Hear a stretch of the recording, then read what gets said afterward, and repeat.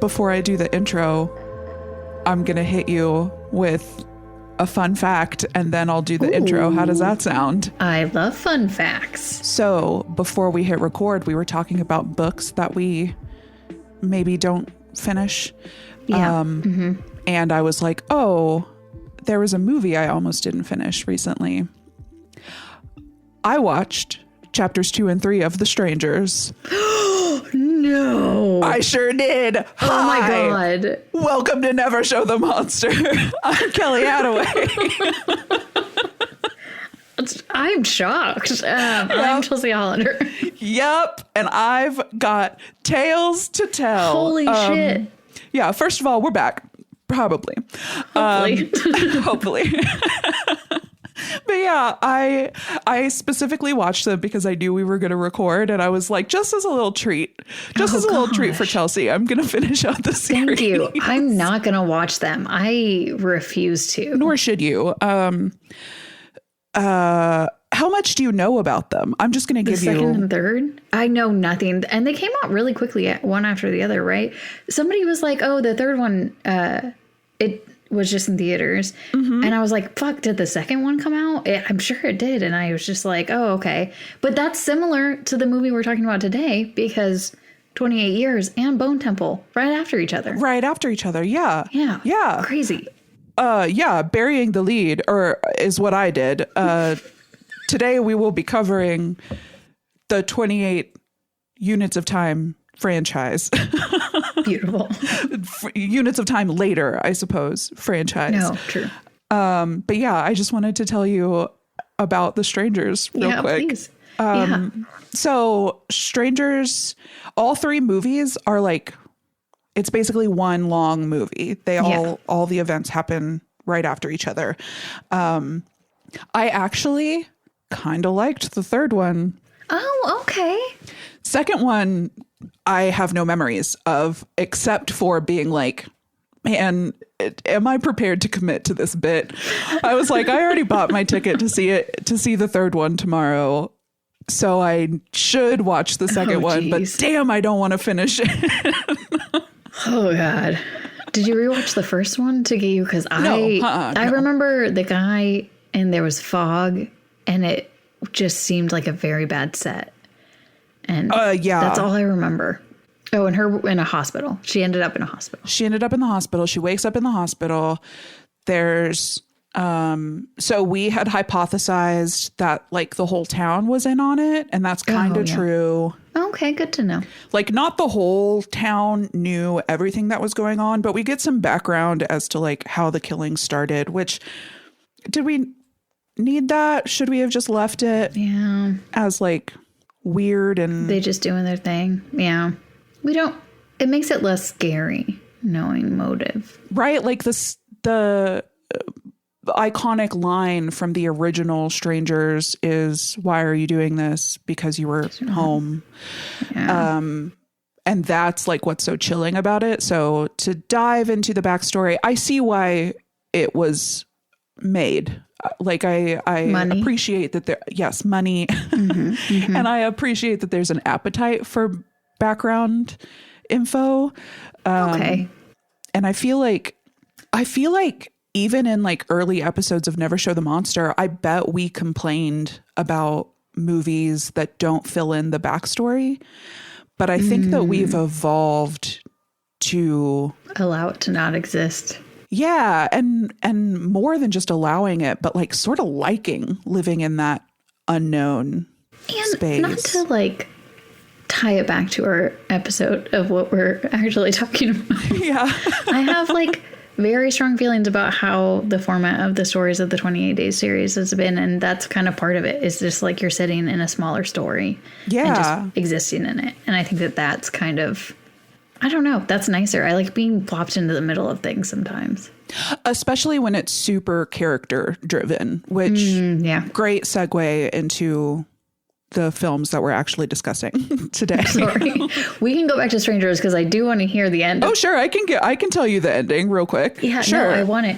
If you guys need to fast forward because you're going to watch it, that's fine. But yeah, I'll try to put timestamps in in the description so that you know where to. Oh, we can do chapters now, I think. Whoa. I think chapters are a new thing. So if I like figure out Strangers. how to do that. Precisely like in Strangers. So if I can figure out how to do that, I'll do that. So Strangers 2, she wakes up in the hospital. We find out that the sheriff who was like shifty in the first one is like definitely knows more than he's letting on. Okay. And then I don't really remember much else that happens in the second one. The third one though is more fresh in my mind. And I don't know, the whole second and third chapters are basically Cheryl Blossom. I don't remember the actor's name or her character name. We had that problem the first time. Cheryl Blossom of Riverdale running through the woods. She remains like clever and crafty throughout. She's always somehow surviving. One step ahead of them. No, she's pretty far behind. Pretty consistently like behind or in tandem. But just happens to wiggle her way out of it. She's very small, so she can hide. Genius, yeah. You know, she's tiny. So we find out that it's the sheriff's son who's been committing the murders. And he's like of a same age as Cheryl. Okay. And so you're like, well, what the heck? Has he been doing it the whole time? And yes, he's been killing people since he was a child. Oh. So it sets it up that he killed the people in the original Strangers movie, along with his love interest, who works in the diner. And so that's how they keep getting got, is people come through the one and only diner in town. She scopes them. And really, she's the psychopath. Wait, did we have this problem before? Like the time period, whenever Liv Tyler was there, that had to have been 90s, late 90s, early 2000s, because of the phones. Yeah, and they were like 12. The builds on the people in that movie are not of a 12-year-old. He puberty came early, fast, and furious. Oh, damn. That I don't like that they have. Yeah, I'm okay with people not adding stuff. Yeah, exactly. Right. Like this is all a stretch. Retcon. This is all retcon. Pretty heavy stretch for these. It's a pretty heavy stretch. And so didn't even want to try to make that believable. Didn't want to. No, no. Okay. No need. Good. And so he and his little love interest, little twin psychopaths, they killed a kid, Tamra, who is like who they always knock on the door asking for. Yeah. So that was like a jealousy killing by the psychopath girl, the like lead dollface. And then they like pick a couple to kill at the gas station when they were still little kids. And because the man in the couple was like an asshole. And I was like, well, serves him right. But they follow him back to the hotel. And because he had been an asshole, his girlfriend had killed him in the hotel room. Oh. Which is like what the kids were going to do. So they sort of adopt her into, so she's thirdo. In the mask. Well, that's kind of nice of them. Yeah, found family is really important. And so Cheryl ends up killing the lead dollface, the like primary psychopath. Okay. So do they adopt her? They try to force her into being their new thirdo. And instead she kills thirdo instead of the couple that they were trying to make her kill. But that like sort of got the job done anyway. Like she's like stunned and disoriented, and like he sort of takes care of her. So you've got this like weird Stockholm-y thing going on. Okay. While this is happening, her sister and her sister's fiance and a third man whose role is never explained. Okay. Are looking for her. So they come to the town and they're like, where the fuck is my sister? And everybody is like, last we heard she was in the hospital. So yeah, they all get killed. the sister gets killed in front of Cheryl as like the cherry on top to be like, you've killed somebody. You now have no one in this world. Why don't you wear this doll face mask and kill with me?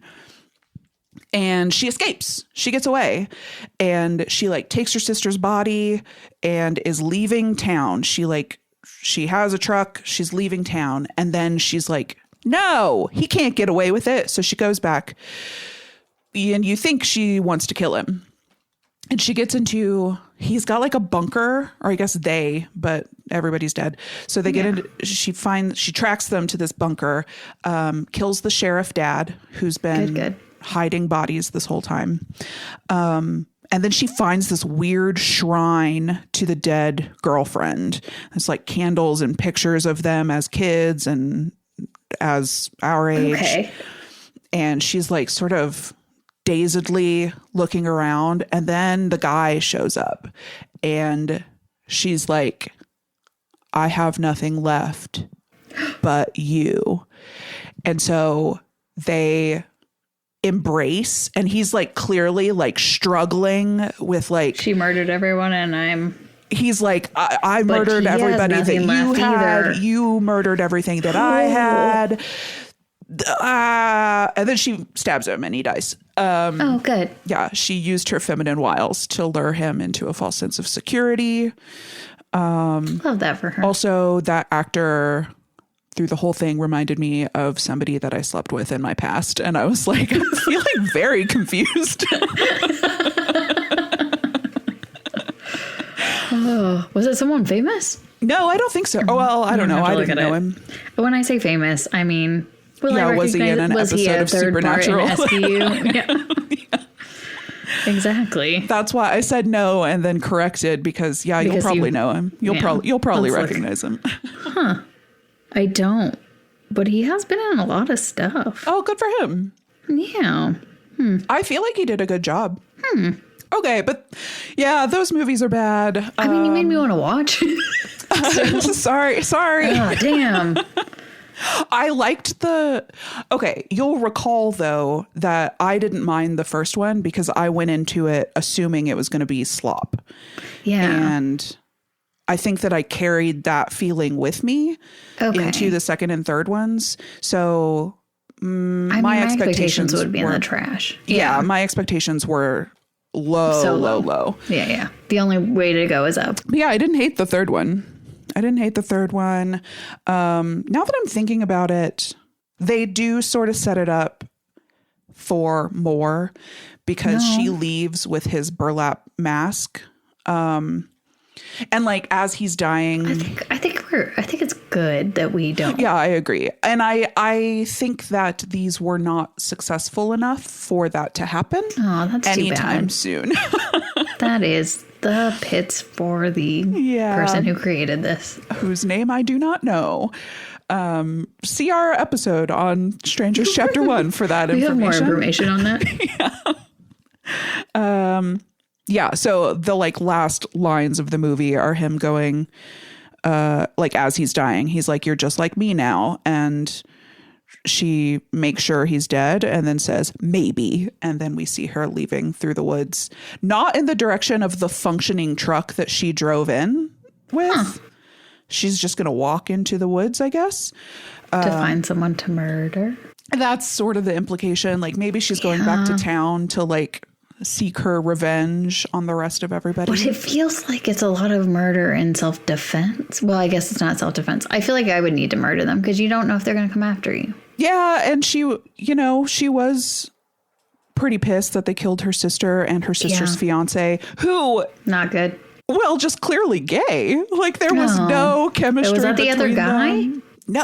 Oh, maybe they were a polycule. Yeah. Well, that's cute then. Okay. Yeah, I don't know who the other guy was. Maybe a bodyguard. He like had guns and he was very like stay in the car. So it was like security or something. Yeah. Type of, or a private investigator or something. Maybe something to find them. Find her. I wonder if it was explained in the second movie and I was on my phone. Yeah, that's fair. Oops. But you know what I wasn't on my phone for? Yeah. I'm doing it. That's segue magic. Yeah. Most of the 28 times later, I did have to rewatch the second one because I was on my phone and fell asleep. So, that's fair. Yeah. Let's start with 28 Days Later. We are going to talk about all of the movies in the franchise. And if we're able to chapter it out, we will chapter it out. But I think that this might end up getting a little mishmashed with each other, especially when we get to the last two. Yeah, the last two are like the Strangers films. They are, they are the same story. Yes, continuation is a better word. So what is your relationship to 28 Days Later? I didn't have one. I didn't watch a lot of them. I've watched zombie movies before, and I kind of like... Zombies is a thing that I never really got into. I did watch Dawn of the Dead, Day of the Dead, some of the Deads in high school. Same. And like I knew of those, and I was like, oh, these are okay. But it's not my bag. So I never sought out any type of zombie movie. And then 28 Days came out. I did not watch it at the time. Did not watch it for a very long time. I think I watched it in the last couple of years for the first time. Yeah. And yeah, I didn't rewatch.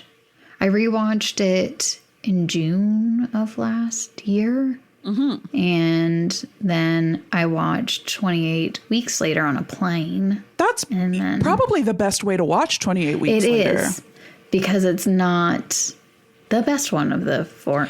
Exactly, but planes make you like emotional. A little bit more, so a little bit better. Yeah, it's gonna like better. Yeah, grease the wheels. What is that a phrase? Yeah, the plane wheels, and then I almost said grease the chutes, and I was like, okay, H.H. Holmes, like what are you talking about? I think that's exactly what you're talking about. Yeah. But yeah, then I watched the rest of them pretty recently. Obviously, 28 years. I watched on a plane. If you count me talking about it on our other podcast. And then Bone Temple, I saw in the theaters, and I'm so happy I saw it in the theaters. That is a theater movie, and I was so sad whenever Ryan wanted to watch it and it wasn't in theaters anymore. And I had been like planning it so we could go see it in theaters. So I was like, this is a theater movie. It's so good. And then we had to watch it at home. I would keep an eye out and see if it comes back around. Yeah, because movies have been doing that a lot lately. Yeah. I don't know what's going on, but like Sinners is back. Oh, because of the Oscars. That makes sense. What's it nominated It's the most for? Nominated film. Sick, dude. I think, period. That rules. Yeah, right? Hell yeah, dude. Yeah. I might go see it again. That movie I'm slapped. probably going to. Yeah, and so good. Jack O'Connell is in... Yeah, both 28, Bone Temple and 28 Years. Bone Temple, 28 Years, and Sinners. And it has recently come to my attention. And when I say recently, I mean like maybe an hour ago. Okay. That he is quite a handsome man. Yeah. I had no idea. He does not play handsome in the movies. No. Well, I guess he's in Lady Chatterley's Lover, where he's... I believe the lover from the promotional materials that I saw. Those are what drew my attention to how handsome he is. I was like, oh, I thought he was a weirdo, which I like. He personally. Is a weirdo for sure. Good. Like good. I don't know if in person, but you don't choose Jimmy and you don't choose, what's the name in Sinners? I can't remember his name. Remick. Oh, Remick. Something. Remick? I don't know. Something like that, I think. Yeah. Maybe. I don't remember. This one's not about Sinners. Listen, I'm bad with names. I just did a whole recap of 3 movies where I called someone Cheryl Blossom from another property.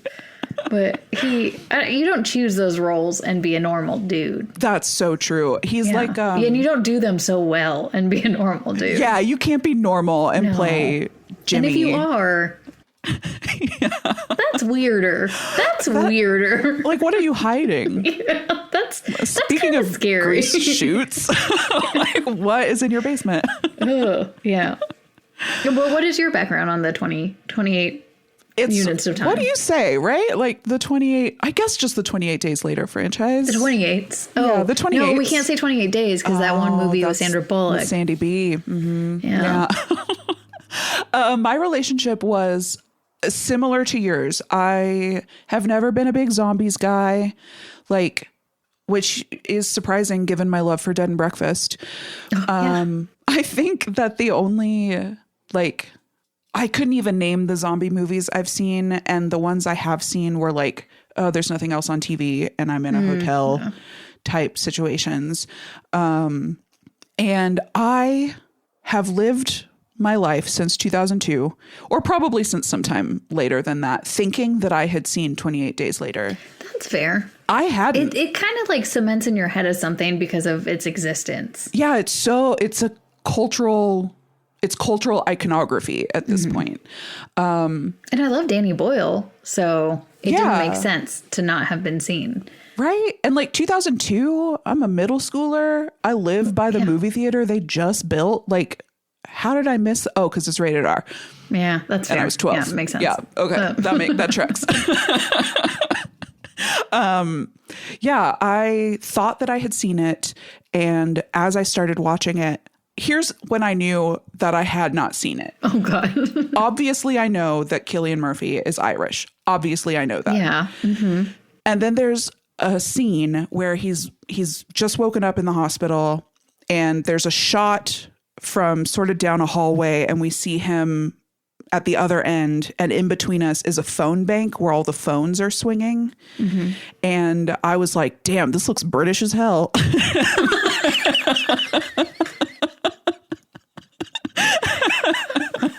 And then obviously as it progresses, shocked, right? I was like, oh, it is British as hell, eh? Oh, that's funny. And I also went through a Cillian Murphy phase. Right, which me that's too. A shocker. Yeah, I was like, I saw Breakfast at Pluto. Did we watch that together? I don't think so, but it sounds DVD. Like something that maybe you had loaned it out to somebody when we wanted to watch it. No, that's possible. What is the other one? Watching The Detectives. That was one of my favorite movies. I rewatched it. Might not hold up. Oh, bummer. Yeah, but it was good. It's got Lucy Liu in it. I still quote it. There's definitely parts that like as I was watching it, I was like, oh shit, I watched this movie a lot. I can like, it's one of those movies that I could probably recite if somebody started it and I would just go. I would lip sync the whole thing. It's not. And I was like, I didn't remember watching it this much, but I think I did. It like tapped into something when I rewatched it. So you didn't watch 28 Days until when did you watch it? A couple weeks ago, like when we decided to do, like I saw 28 Years in the theater.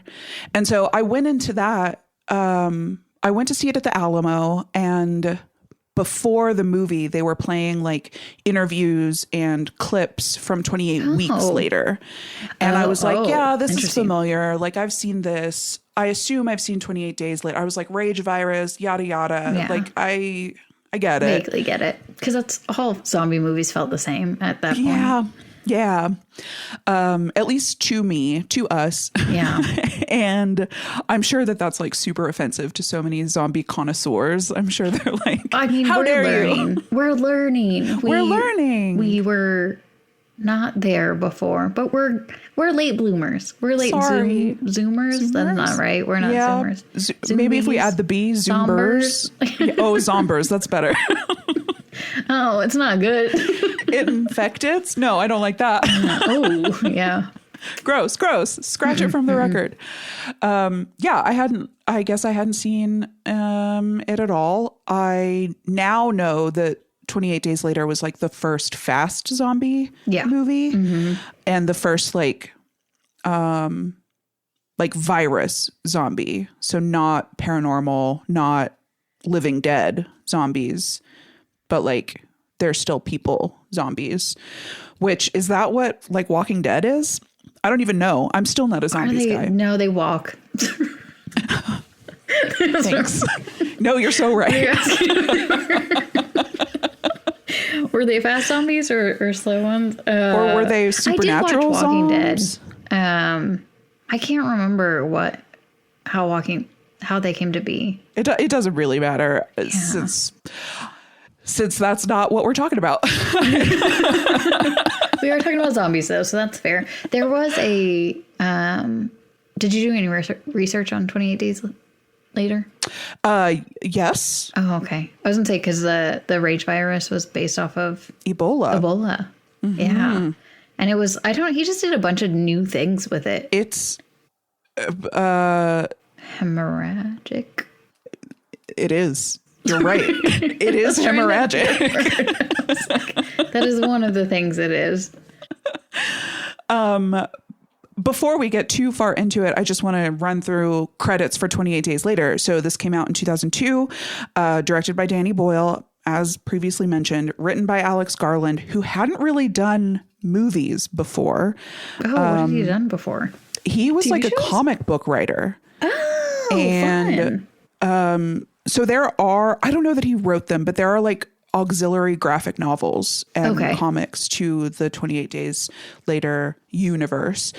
I think that he had worked with Danny Boyle from a writer's perspective on a couple other movies like The Beach.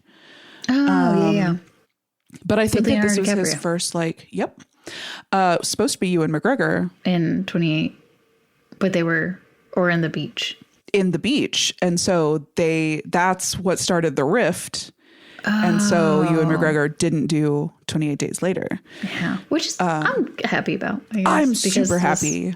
Yeah. Did good things for Killian. And Ewan McGregor, he's fine. His career's fine. He's doing this fine. Did not hurt his Star career Wars at all. Yeah, he's good. Speaking of Cillian Murphy, he stars in 28 Days Later as Jim alongside Naomi Harris as Serena. Selena is sensational pop singer, R.I.P. And Megan Burns as Hannah, Brendan Gleeson as Frank. And here's also how I knew I hadn't seen it. Christopher Eccleston as whenever I Jerk saw it Soldier. I was like, Doctor. I know, I screamed. I was like, what?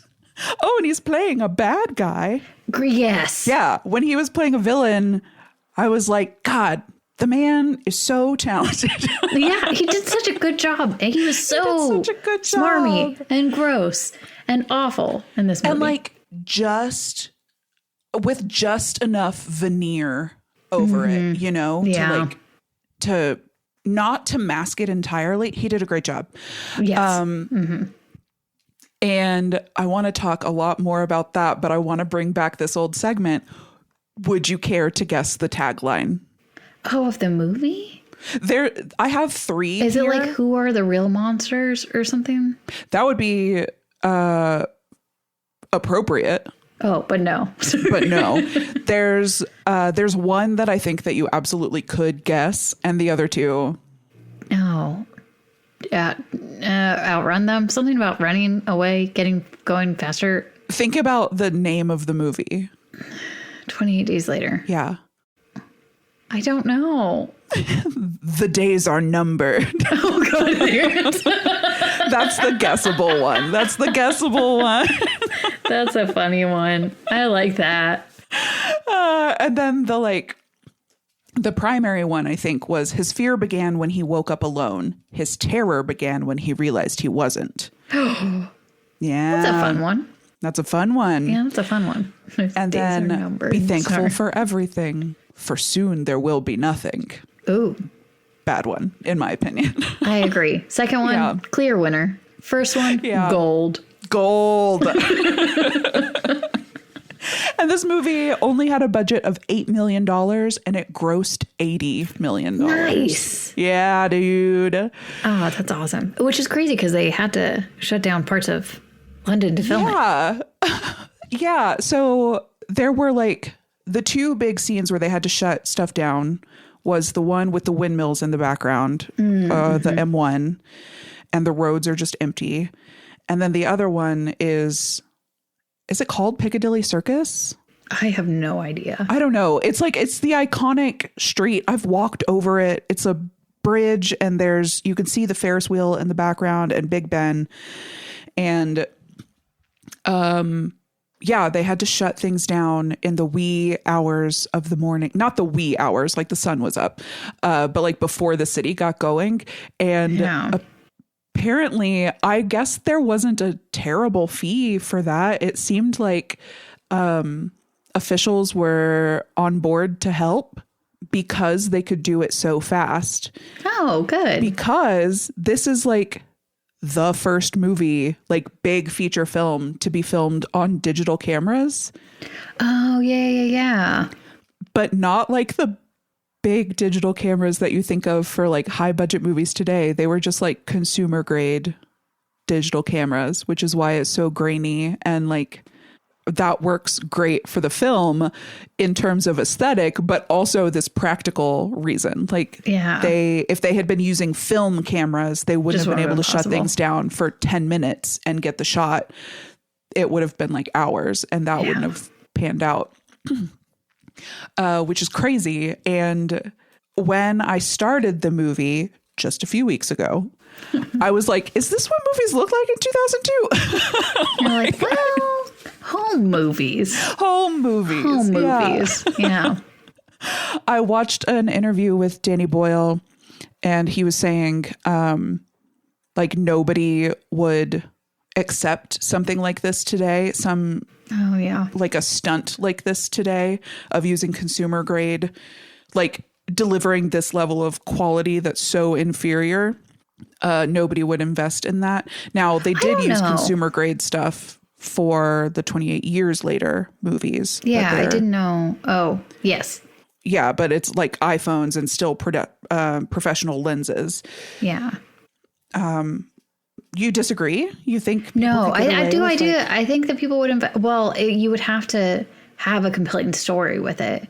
Because like Blair Witch did great. And that's true, but that was crazy. 2001, wasn't it? Yeah, that's true. True. Host was through a Zoom. So, you're right. And it got like, I know that they did more production outside of just Zoom, but that was based on somebody making a funny, tricking their friends on a Zoom video. That was still like an indie feature. I think that his statement was that like you're not going to get investors.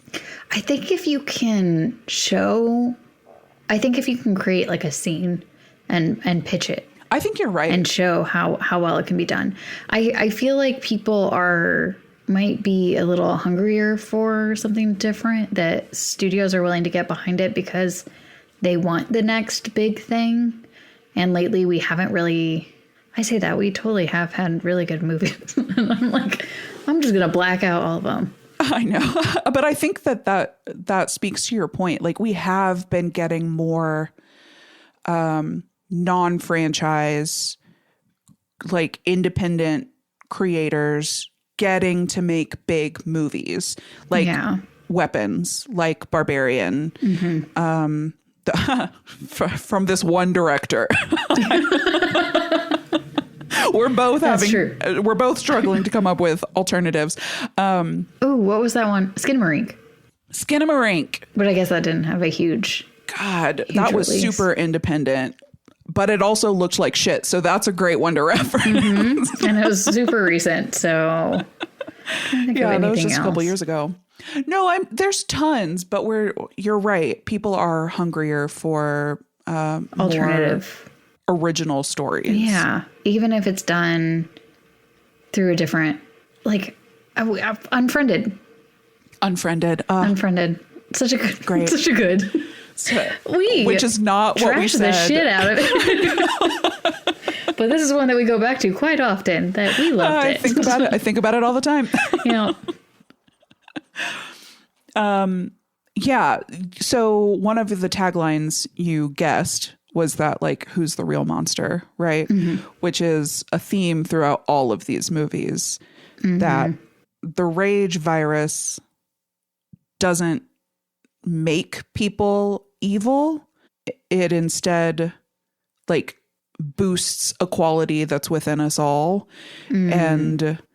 And I don't know, especially in this first one, we see, like, I'm so scared of those soldiers.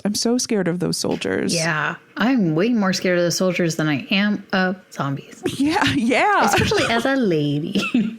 As a lady. I trust this is like that bear viral bear in the forest or a man.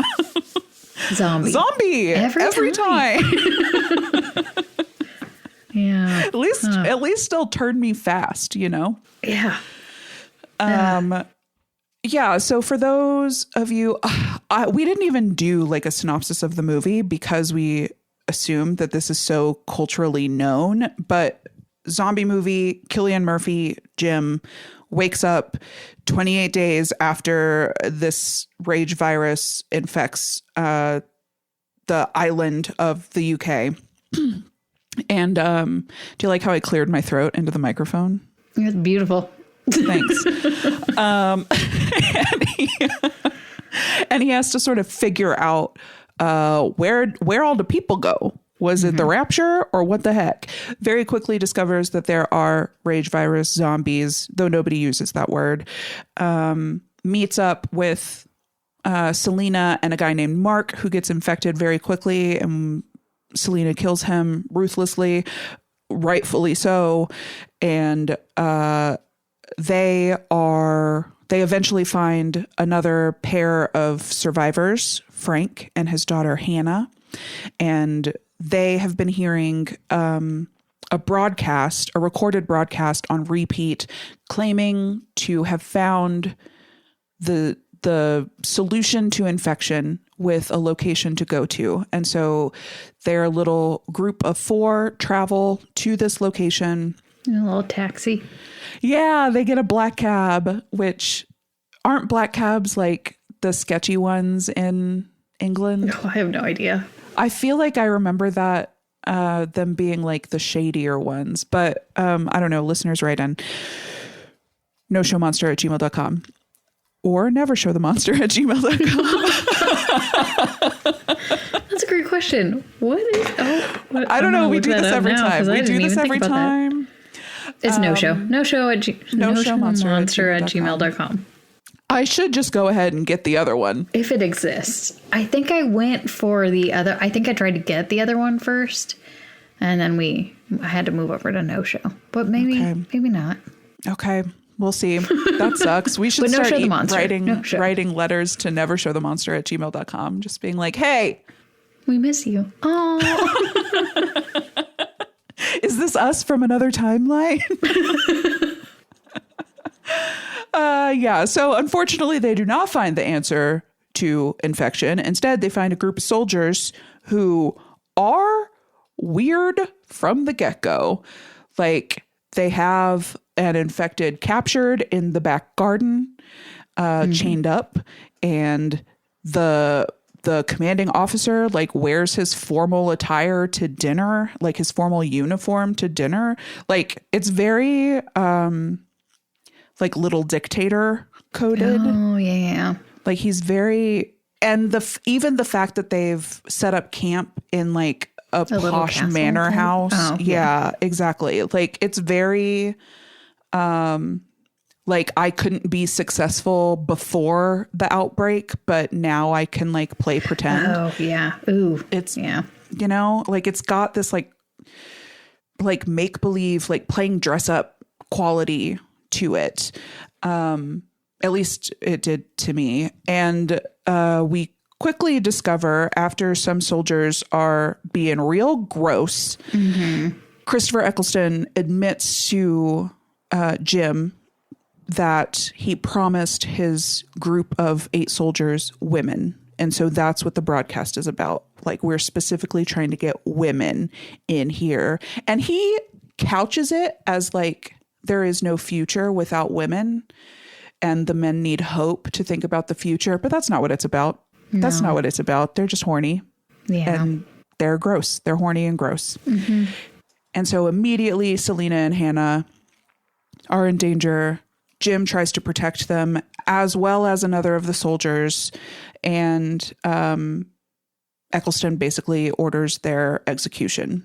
Jim comes back to save them, rampages the place with righteous rage. Like, it echoes the virus to the point that Selena like almost kills him because she thinks that he's infected. Yeah.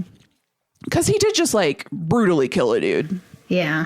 Thumbs in the eye sockets. That's beautiful. That's hard. That's hard to watch. Yeah. especially with thumbs in your eyes. Yeah, I'm sorry. And yeah, so that's like, I just wanted to get us up to the soldiers so that we could talk about that, because to your point in guessing that as the tagline, this is such a strong thesis statement for the movie.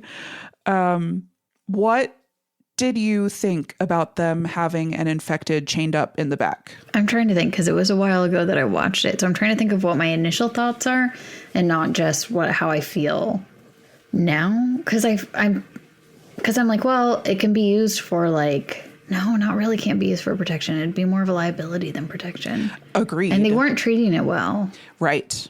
So, and it's like, it's different, which I had this conversation earlier whenever I was talking about the movies, is like the first movie and the last movie kind of do a nice little wraparound bow tie. Agreed. But I'm glad that there's going to be more.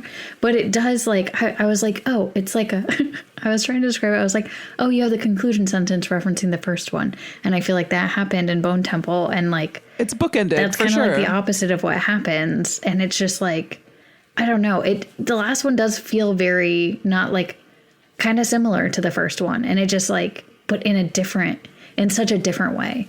Not to spoil that for whenever we talk about it later, but I'm super excited to talk about that. Yeah, I mean, like you said, these are all going to mush together. Yeah, but that's the whole thing, is like, it's not, I can't think of a reason that it makes sense to have it other than you're gross. Like, yeah, you it's just a power trip situation. The reason he gives is that he's learning, ostensibly learning how long it will take for the infected to starve to death. Yeah. Which comes into play, I guess, in the second one, because they talk about that. It does. But you can just wait it out, dog. We're going to find that out. Yeah. Like, you don't have to chain one up and treat it like a dog, like a rabid dog. Which is, I'm glad that you referenced Bone Temple, because those were exactly my thoughts. Like the sort of startling scene here in 28 Days is when Christopher Eccleston is explaining his shabby reasons to have one chained up. Killian looks very torn on it. Like, he's clearly very concerned, and he's looking at this man who's infected, but is still a man, like still a human, even with this virus. And I don't think that he's thinking about it as like in those terms necessarily. Yeah. I think that he's just like, this feels wrong. Yeah. Something about this doesn't feel good. Right. And then there's a moment that I think sort of galvanizes it, where the chained up zombie does like a fake out almost, where he like reaches out for help and is like laying down. So this is the first time we see one like not charging at you. And Killian almost makes a move toward him, and then the zombie like activates. But there's that, and Killian runs away. But there's that moment of like, is there a person? This is still a person. Maybe this is still a person. And that's sort of the whole thing about Bone Temple. Yeah. So yeah, I agree. Before we get into the next movies though, did you read about or watch the alternate endings for 28 Days Later? No.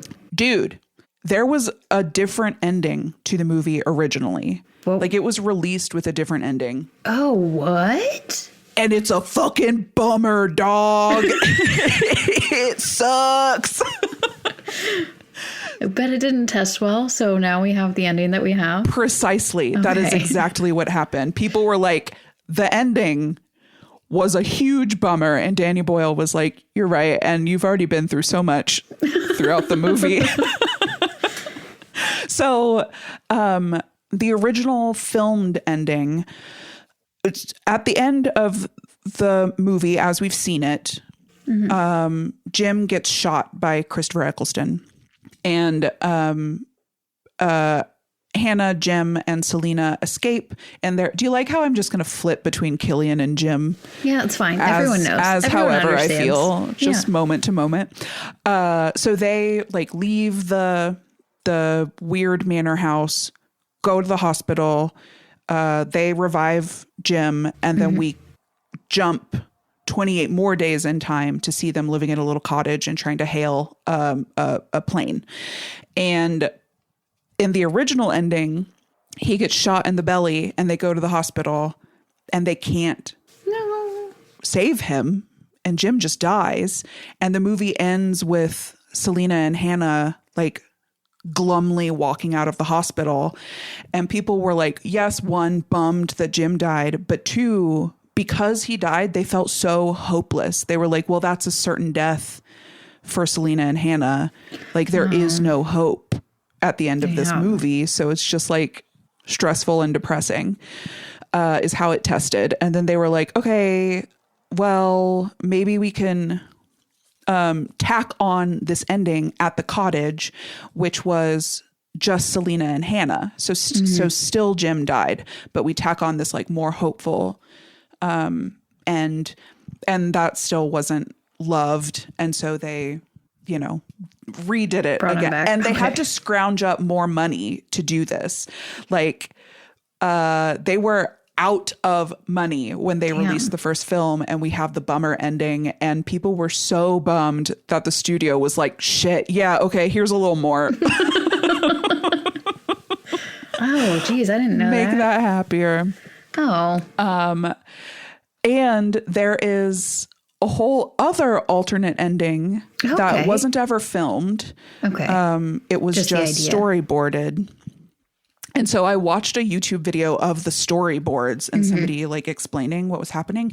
And it's a bad ending. I'm glad they didn't do this. Okay. And they knew it was a bad ending. Like that's why they didn't do it. So in that ending, instead of finding the soldiers, they go back to the medical facility where the infection started in the first place. And there they find one of the scientists like holed up in a room in the hospital. And he's like, I'm not letting you in. There's nothing you can do to let me in. Oh, and this is critical. So Hannah's dad gets infected when they get to the coordinates where this broadcast has been telling people to go to. And in the actual movie, he gets killed by one of the soldiers. In this storyboarded alternate ending, what? Yeah, he gets killed though but he's turned. Yes, I'm sorry. He gets infected and then is killed by one of the soldiers. And so in this storyboarded one, he gets infected and Selena wants to kill him and Jim convinces her to just tie him up instead. No.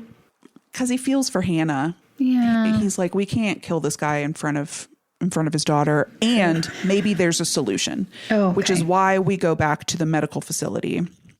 And so they have him tied up in another room, and they find this scientist holed up, and they're like, you got to help us fix him. Like, you caused this, help us fix him.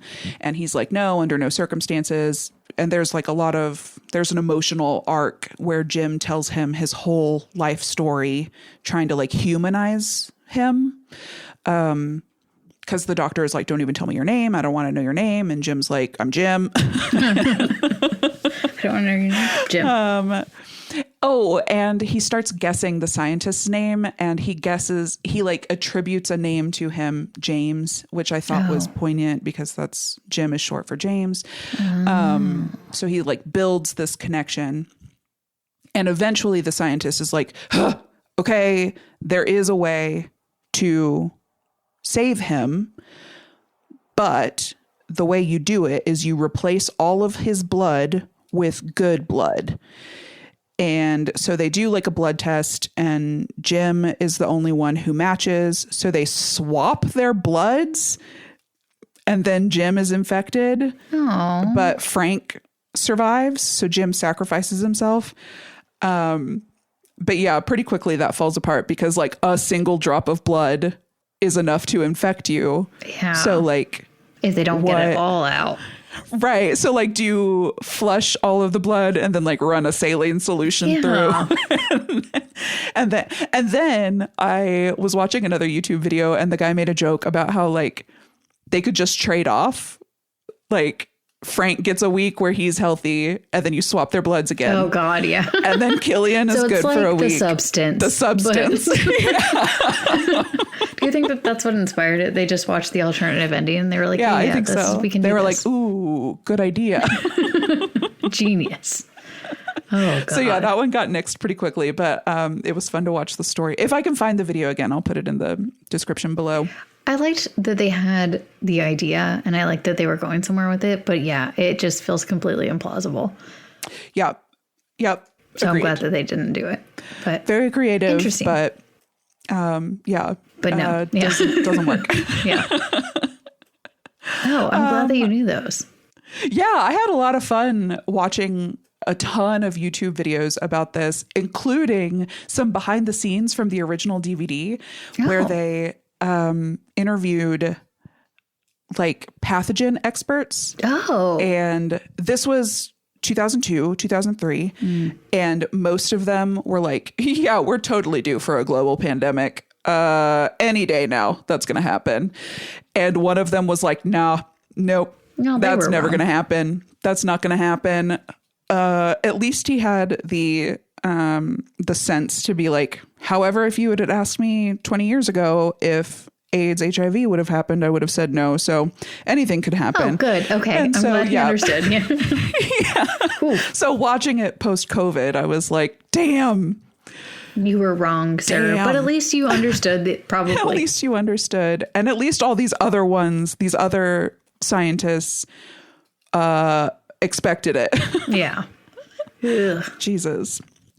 And then my one last fun fact for 28 Days specifically is that Christopher Eccleston took a pay cut to make sure that the movie got made, which just speaks to his caliber of person, because he also, I know I've mentioned this before, on the set of Doctor Who, he would refuse to continue filming if it was after, like if it violated union rules, because all of the union workers were like less of a big name than him and they couldn't stand up for them, which he's also a union actor, of course. But yeah. But having the star be like, no, the camera operator needs to go home is really nice. Yeah. I love Christopher Eccleston, unless, of course, he's done something terrible. Yeah. In which case, I take it back. But for now, with the knowledge that I presently have, he's great. Him and Brandon Gleeson were the only big names at the time. Yeah. Because even Cillian Murphy wasn't known. Yeah, he'd only done a couple things, which is something that Danny Boyle really ended up liking about the movie, and intentionally wanted like less known actors so that it felt more real. Like if it had, well, I guess I don't know how famous Ewan McGregor was in 2002, but if it had been like a huge star, that sort of takes you out of it. I feel like around Big Fish, he was pretty big. Moulin Rouge would have been after? I think it might have been after, but not by a lot. But he was Star Wars. Oh yeah, that was around that time, right? He was pretty big. I think he was pretty big. He was big. Yeah, big enough that it might have taken. You don't want no Timothée Chalamet in it. That takes you out. No, yeah. Though he's so skinny, he could have played that one infected in the trailer. Yeah. Yeah. Probably. I have way less on 28 Weeks Later. I don't have any information on 28 Weeks Later, but I did want to talk about something specific in relation to the other three movies. Okay. Let me run through the credits and then we'll jump right into that. So 28 Weeks Later came out 5 years later in 2007, directed by Juan Carlos Fresnadillo. I'm doing my best. I'm just glad you're the one saying the names. And written by Rowan Jaffe, the director, and Enrique Lopez Levine, starring Jeremy Renner. Yeah, crazy, right? What? Rose Byrne, double what? Yeah. Robert Carlyle, love him. Idris Elba, Imogen Poots, and Macintosh Muggleton, which is a made-up name. That's not a real name. That's a fake name. Person? That's the little boy. That's the little boy. What are we going to do? That's a fake name. That's a stage name if I've ever heard one. Or his parents are very weird. Yeah. The tagline for this one is "It all begins again," and it had a budget of 15 million and grossed 65 million. So a good return, but not as good as the first one. It also had did we say Harold Perrineau? No, but I should have, because he's the best to ever do it. Yeah. He's Mercutio in Romeo plus Juliet. Yeah, he is. He's also, I'm watching the show From as well, and he's the main character in the show From, and he was in Lost. Yeah. He's in everything. I don't know why he's not like hyped up a lot more. I feel like he should be overhyped. No, I left him off my list. Like I even did it, and I love him. That's fine. I mean, I think that's okay, because I didn't expect you to say him, because his part in the movie isn't huge, so I didn't expect it to pop up. Sorry, I had to look at how Macintosh Muggleton spelled his name, so I phonetically, a little off.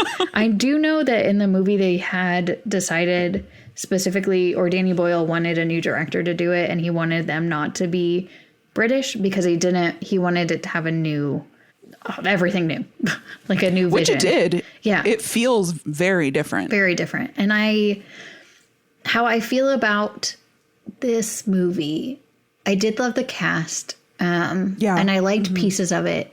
My feeling is, in the 28-day series, this is obviously the last one in my ranking.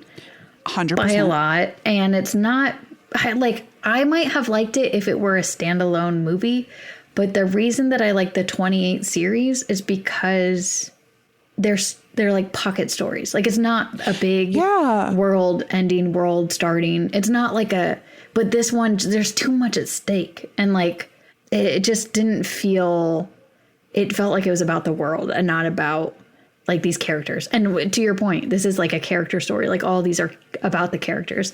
This is the first one that you kind of get taken away from the characters. And there are almost too many characters to keep following what's like, you can follow what's going on in the story, but you're like, okay, so is there like a love triangle? Like, he like her? Oh no, it has nothing to do with that. He's saving the kid. Okay, what does that have to do with that? Why do they have a relationship? Oh, they brought kids on, and she feels really affectionate towards kids. So she's like, oh, I have to take care of them. And then like, you're like, oh, and it's the dad that keeps popping up that's still infected, that somehow can't die, even though they've blown up the entire city. Like, he just like, it's like the end of a Scream movie. Like, you need to headshot him. And I feel like this is the one that this feels like it was even taken out of the world that it exists in, because of like, I don't know if like the medical advances that exist in that are in existence in the Bone Temple, like how everything, they were doing like medical stuff, and they were like, oh, everyone has died or everyone is starved. So like the existence of what we see in 28 years later, we would have expected them to starve if that's what happened in 28 weeks. So like some of it is like really counter to how I understand the rest of the story. But I feel like 28 days and 28 years and Bone Temple all kind of can fit into each other. But gel. But the 28 weeks just doesn't, it does feel like it's completely out of balance from everything else, which is kind of what he wanted. And he probably would have continued on with different directors going in different directions if it had the same kind of hype and speed that the other ones did. But this was also before Jeremy Renner was super big, right? When was Hurt Locker? I have not followed his career very closely. That's fair. I don't think you should. So sorry to his failed app. My condolences. He had an app? Yes, dude. He had a social media app. Ooh. It was the Jeremy.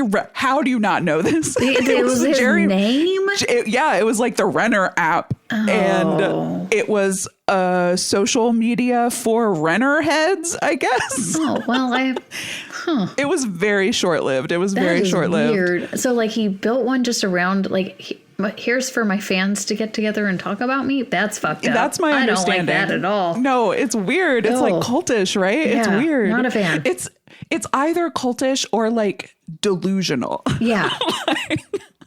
Yeah. Both? Yeah. Yeah. And as I recall, most of the people who signed up were like ironic signups, and they ended up like just to be like, what the fuck is going on? Yeah. Jeremy Renner has an app. And then they like shuttered it really quickly. There was like an email in the morning like, hey, we're shutting down the app in 6 hours. And they're like, okay, well, Didn't even get to talk about my favorite Jeremy Renner movie, so that's a bummer. It was definitely 28 weeks later. Oh, damn. Oh. I like Rose Byrne, though. She was great. Honestly, Renner did a good job. Yeah. The scene where he like sacrifices himself is actually kind of moving. Yeah. Until the special effects of him being on fire are like so. Yeah. And it sort of took me out of it. But yeah, this is a much bigger story. This is like about the repatriation of England. So people are coming back into the country. There's like a zone where allegedly there are no infected people. Robert Carlyle, in the like cold open of the film, flees as his wife is being attacked, and he does not help her as a coward. And we later find out that his wife survived. She has some sort of immunity where she is infected but is asymptomatic.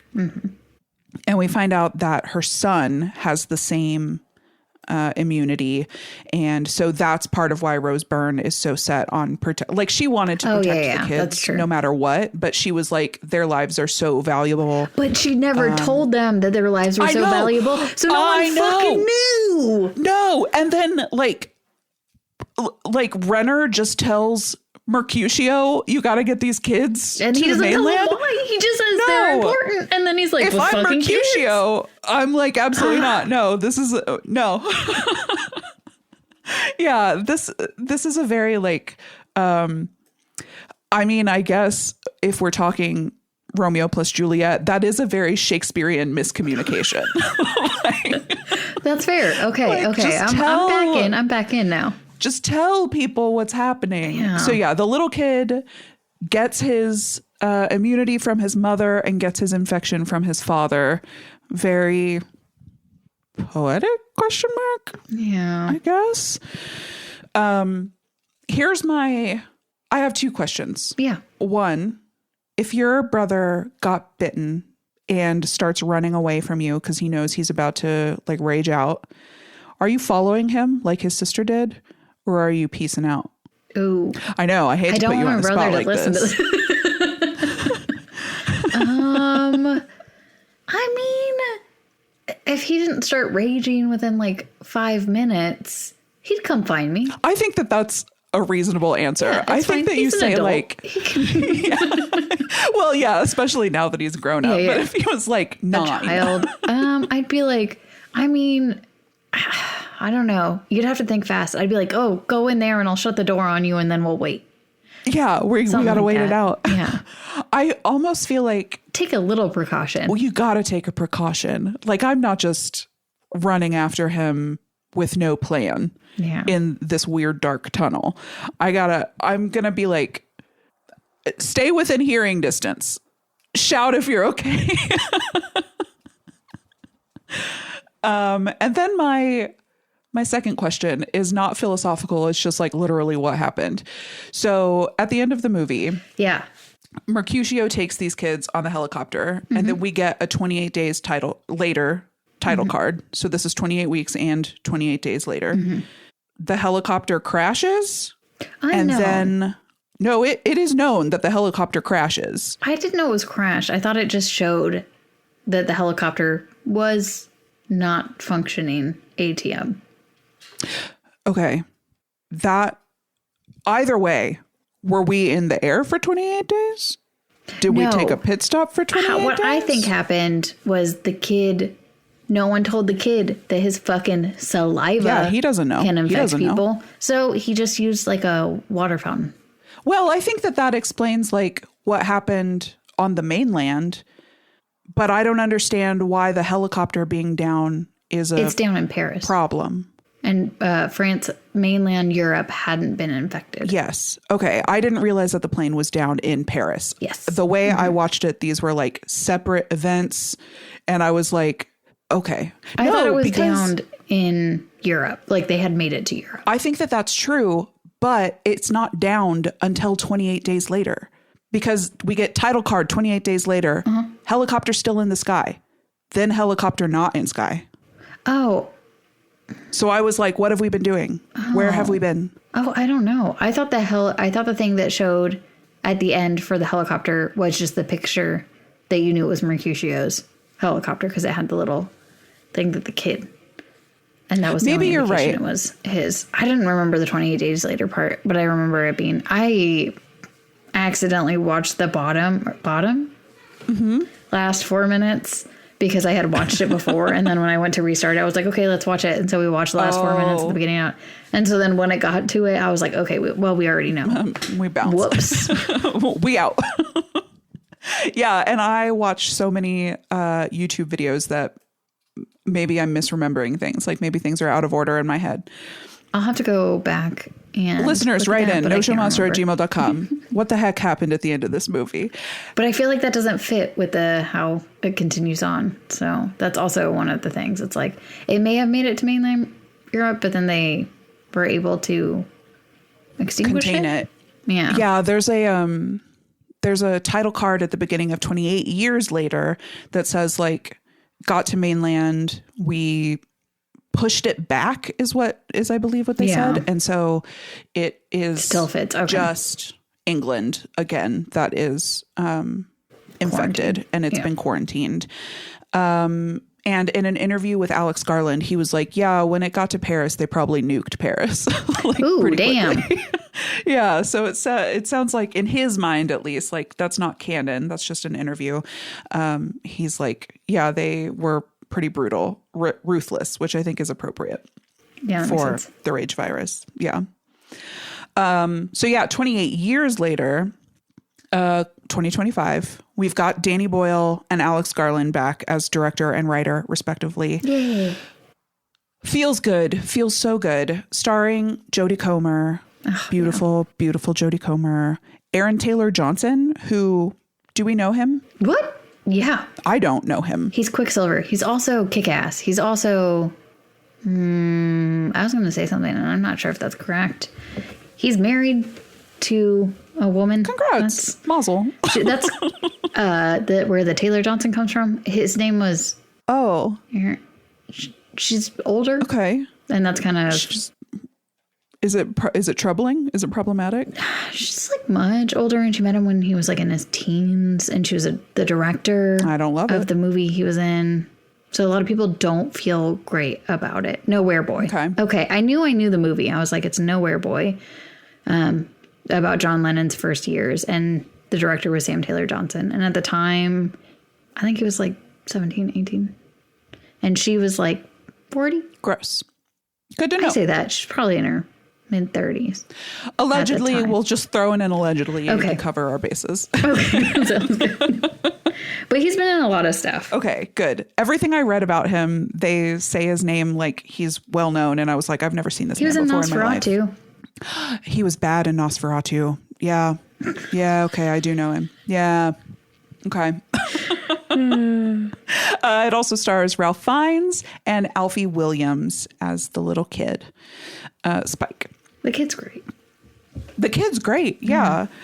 He seems like he's a tool in interviews. Oh, damn. I didn't watch any interviews. He gives a good performance. Would you like to guess the tagline? Ooh. Your years are numbered. I love that. I think that they should have done that. It's time didn't heal anything. Oh, yep, yeah. And they crushed the box office. Budget of $60 million, gross $150 million. Really? Oh, that makes me so happy. I didn't know that it did well, because I didn't see it. I did see this one. Wait, have you still not seen it? No, I totally saw it. Yeah. Okay, I saw it on a plane. That's right. And I sobbed like a little baby. I think that is appropriate. Yeah. I think that makes sense. I will say, not to spoil the next one, but Bone Temple has not done well. Yeah. Which is a bummer because I loved Bone Temple. Temple's awesome. And I feel Bone like Temple whips. What I've heard about it is a lot of people thought Bone Temple was 28 years later. And it was the same movie. So that's why everyone is getting confused, and it didn't get seen because everyone thought it was 28 years later and not a wholly separate movie. Which, the end of 28 years later leads you to believe there's going to be another movie, but I guess you would think that the movie would come out in like a year or 2 years. instead of pretty quickly like after. 6 months or something. Yeah, it was so fast. Like both of these movies came out while I lived in San Francisco, which I only did for 9 months. Yeah.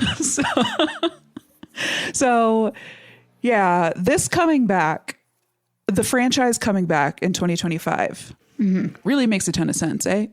Yeah. Like, what if it was 20? Like post-COVID. Yeah. And in a time where like people are filled with rage all the time. This really made and then Bone a ton Temple. of sense. Sorry, now I'm like, I know, Bone Temple. But I did We're gonna. like. Well, and this movie was like similar to the first one as well. Like it wasn't necessarily about the last one will be the same, but about like there are some zombies, Right. but that's not really a big deal. Like the zombie is just part of it. It's just part of it. It's more about the people.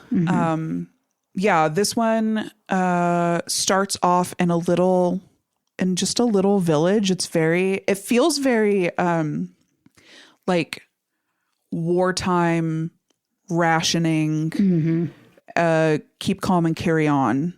And even Jodie Comer, Isla's outfits are very like 40s. Like it feels very wartime, which makes sense. Like it sort of is, right? And they splice in a lot of like Danny Boyle's directing it is really cool because it does splice in a lot of wartime footage as well. Wartime footage, like and then the trailer that gave me goosebumps with the poem Boots over it about war. Yeah, it definitely puts it in that realm. And so this one we're following this little kid, Spike. He's turning 12, and that means that he can go to like England from his little island off of England with his dad to kill his first zombie, which I hate. Yeah. I hate that. I'm with Jodie Comer when she's like, no, you can't take my little boy. He's a baby. It's how I felt whenever I was younger and we went to Six Flags, and then I was about to get on a roller coaster and I was not tall enough. And then my dad like schmoozed with the guy to get him to let me get on it. And I was like, I don't want to. I do not want to. I'm just small. Yeah, I was like, this is, first of all, I'm afraid of this. Second of all, I don't meet the height requirement. I should not be on this. I'm just going to slip out. I'm just going to fall. No. But that's exactly what happens to him, too. So he gets conned into that. Yeah. Yeah, he survives that, but it's not great. Yeah. So he and his dad get stuck, and he sees a lot of zombies, way more than he should have seen. Mm-hmm. And he also sees Ralph Fiennes, Dr. Ian Kelson? Yeah, Ian Kelson. And he's a fucking weirdo. Yeah. Mm-hmm. We'll learn more about him, but he just sees this guy with a fire. He doesn't even see the guy. No, he just sees the fire. And then his dad is like, he's a weird dude. And he doesn't say, or he's like, there are people out there that we don't know. So he just kind of mentions it whenever they see it. And then he basically tells them to stop asking. And then when he gets back to the house, the man taking care of is that his grandpa? Oh, I thought it was, but maybe not. I don't think it's his, if it is, it's his father's father and not his mother's father. Yes, that's who I thought it was. And he talks about the doctor and who he was. And how he was a doctor 30 years ago. And he was his GP on the island. And that like perks up Spike's ears because his mother, Jodie Comer, is very sick. She's bedridden and is like in pain, crazy headaches, in and out of like lucidity. Mm-hmm. And Spike is like, we need a doctor, and there are no doctors anymore. Yeah. There are just no doctors anymore. How we train doctors, especially when we're scared of the one over on England, the main island. I will say that this is not a horror movie. It's got a horror setting. Yeah. I guess if it focused more on the first 20 minutes of the movie, maybe. Yeah. But the rest of it is more of a drama. It's a family drama. Yeah. I was going to say drama comedy. There are funny moments. Yeah, for sure. But I don't know if I would. Yeah. Yeah, it doesn't like, I mean, there are scary parts. There's like some running. The beginning part though, the part where the alpha was running after them. The big alpha had me losing my shit. I was like, I was almost ripping out my hair. I was like so freaked out, and I was like on a plane. So I was like trying to keep my cool while I'm asking for ginger ale.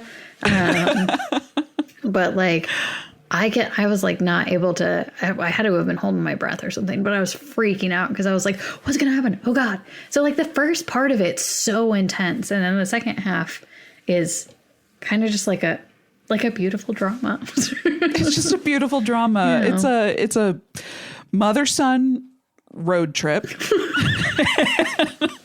Yeah. And so I went to see this with a friend who hated it because it wasn't a horror movie. And I was like, well, I get that. Like there were 2 zombies in the whole thing. Let's say 3 because one of them is really big.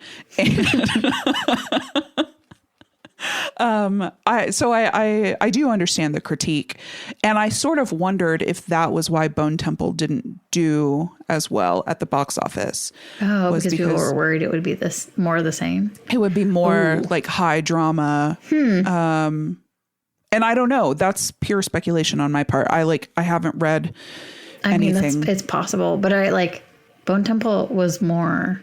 I mean, horror. That's still a drama. I mean. We'll get into that when we get into that one. Yeah, I don't have a ton more. There are just 3 things. I have 3 more things I want to talk about with 28 Years Later.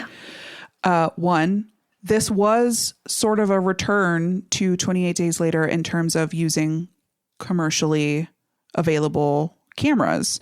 We mentioned it earlier. They used iPhone 16s for most of the filming. Yes, with professional grade lenses on them.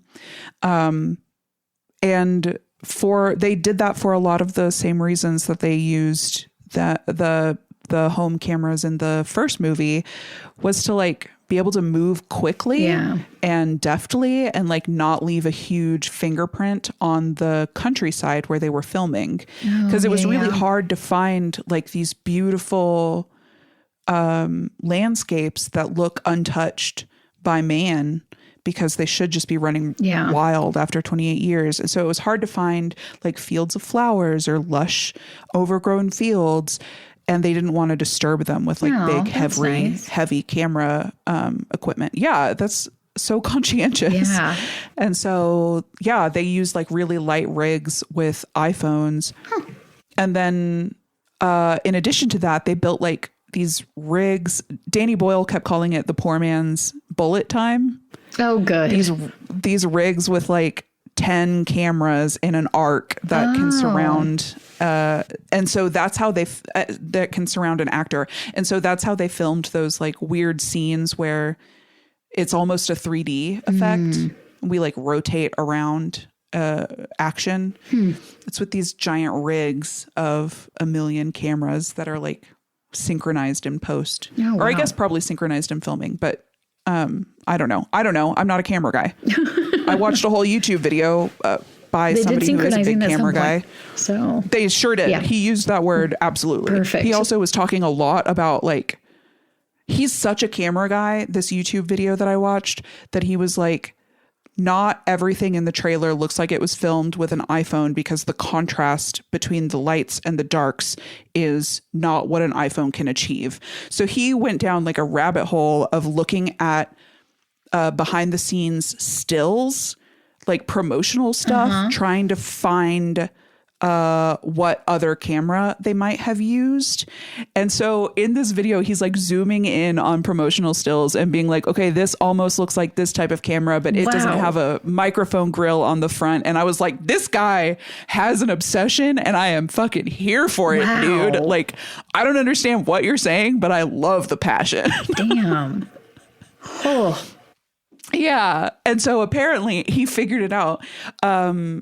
They were using a small drone camera company for some of the shots. Oh, makes sense. And they use a specialty lightweight camera that isn't an iPhone. Okay. So he got to the bottom of it. Damn. That's Isn't that crazy? Yeah. he kept being like the roll off of the light. And I was like, that's what I was going to say. Yeah, the roll off of the light. That's what gave it away. Yeah, for sure. Damn. I'm always talking about the roll off. And so then there are just two other things we really got to talk about in this. I guess three others, the general plot of the movie. So let me do that real quick. Spike kidnaps his mom and takes her to the mainland against his father's wishes. His father is cheating on his mom. Yeah. With a girl who is somebody else's as well. That sucks. Yeah. That double sucks. Which I guess is what they were up to, eh? Oops. and so Spike is reaching the like rebel against my father age early. He's only 12. Kidnaps his mom, wants to take her to Dr. Kelson on the main island. And she's like just disoriented enough not to really know what's happening. There are moments where she's like, we can't be on the main island. Like, this is insane. There are still infected here. And then they get to Kelson. He diagnoses her like either you had breast cancer and it became brain cancer, or you had brain cancer and it became breast cancer, but you don't have long for this world and it will not be a good time. All the while, we are surrounded by the Bone Temple, a temple of bones. Skulls are featured prominently, so I understand that it's very startling to stumble across that. And he's like covered in iodine because it helps fight the infection. So he just is red. That's very startling. That's very startling. But he's made this temple of bones as a tribute to all those who have fallen, both infected and uninfected, because he has a very compassionate view of the infection, right? Because he's a doctor. So he has been, what would you say? The fire that Spike sees is him not cremating, because we're keeping the bones. We are keeping the bones. Yeah. We're melting. Cooking? We're cooking. Yeah. He's got like a low and slow. Actually, it happens very fast. Yeah. So it must be a high and quick barbecue, essentially. Yeah. And so he's getting the bones to build this temple. And that's, I guess, how he's spending his days. Yeah. These 28 years. It's an impressive art project. Totally. Sure. And like, I love a project. Yeah. I need to keep my hands busy. Yeah. So I'd help. Yeah. He's doing a great job. So, it looks so good. Yeah, it looks sick. Yeah. It's very striking. And for him to have survived 28 years basically on his own. Yeah, that's and crazy. Just building that the entire time and being like, well, someone's got to do it, you know? Someone's got to do it. Do they? Maybe. I like that he's doing it. Yeah. I do question the necessity. I mean, what's the point at that time at all for anything? Well, but that's what I'm saying. Like, I would probably want to, I would probably try to find an island or something. I would try to find a colony. I would try to find a community to exist in. But I could see the appeal. I just give up so fast. I could see the appeal in being alone and making a giant bone temple. No, totally. I love an art. I love a craft. Yeah. I love a project. 100%. I see how this happened and I support it. Yeah. He's very creative. I just don't know that other people are out there being like, you know what we need around here? Have you heard the phrase memento mori?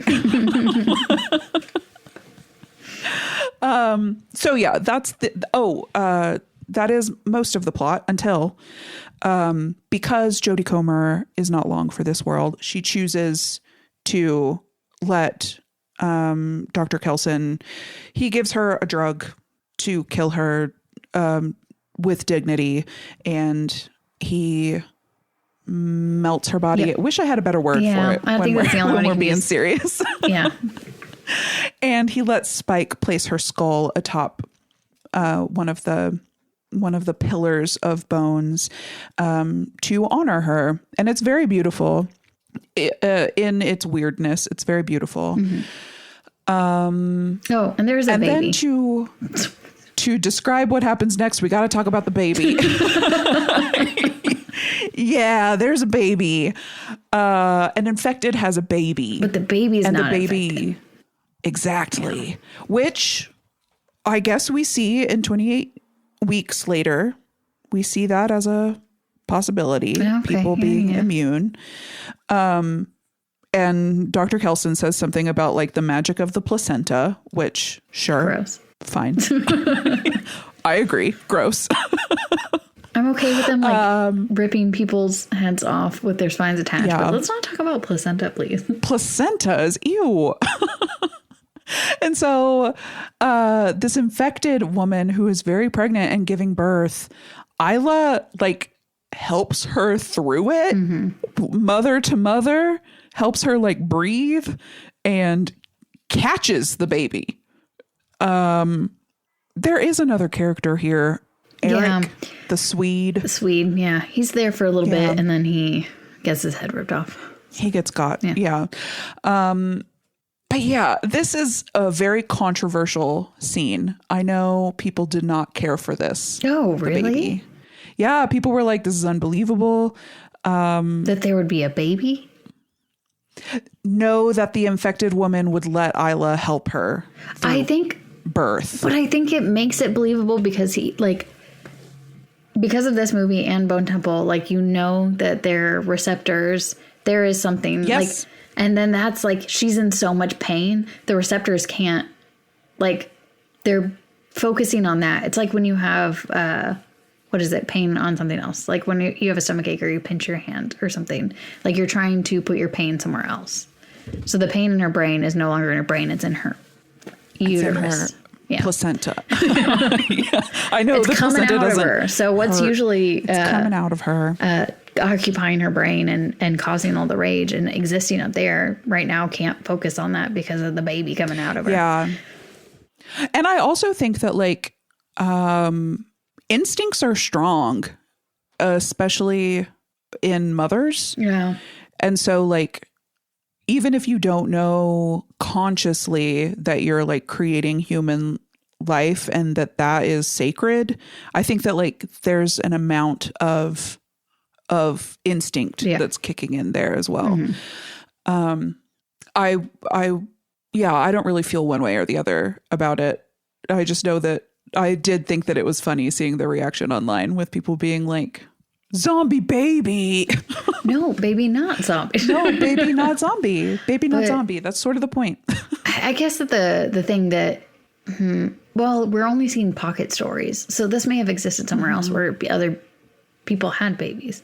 So there had to are have, they saying right? that zombies aren't fucking? Because like zombies be fucking, God, dude. You see the alpha, like obviously.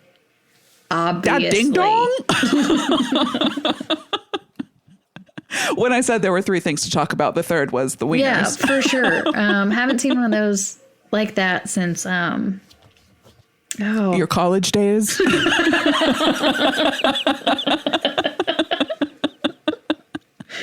I was going to say Dr. Manhattan.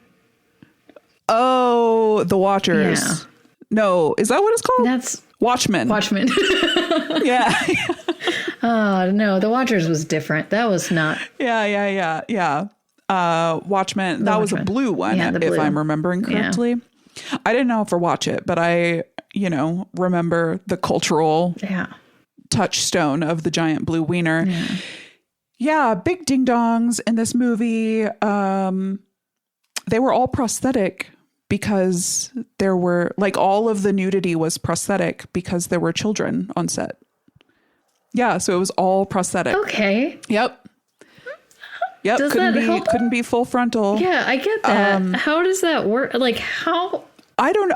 Like, kids, this isn't a real dick. It's like, this is a fake dick. Don't expect this. Don't expect this in the world. These tits, not real. Wait, so if you have a boob job, does that count?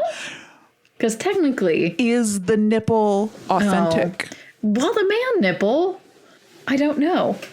Were they all pasties? Are you just putting one nipple over it? That's it? Just like this is just a fake nipple. I just have a fake nipple over this and I'm covered in blood. Yeah. Yeah. I can't explain it, but I think that that's great. I think that it creates work. The special effects. No, I think team it's got to good. make- I don't see a problem with it. And I think it is good for the people who are going through it, because I feel like people shouldn't have to show their bodies. But having a prosthetic on it, that's fine. You're not showing your actual body. I mean, maybe in like a year's time, I will feel differently about this. But right now, I think that if people do nudity, they can wear prosthetics. They can cover themselves in something else so they don't have to feel like their own body is being shown to the world. Yeah.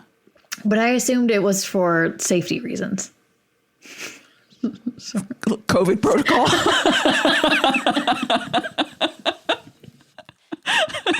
I was just like, if you're running like that all the time, you got to strap some stuff down. Like, flip flopping that's around. Be like painful. Like, can we get some like calisthenic tape?